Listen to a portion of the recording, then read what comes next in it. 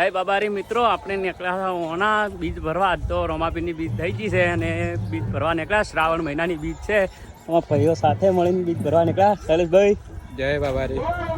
જય બાબારી. તમે દર્શન કરાવું રોમાપીરનો. રસ્તો બહુ ખરાબ છે, હલવાના છે. જો ખાલી હવે આટલો રસ્તો બની જવાનો છે. તો દર્શન કરાવું રોમાપીરના તમને નિજય. તો બન્યા રહેજો બ્લોગમાં. અને અમે નીકળી ગયા હતી, પોકવા આવ્યા હા.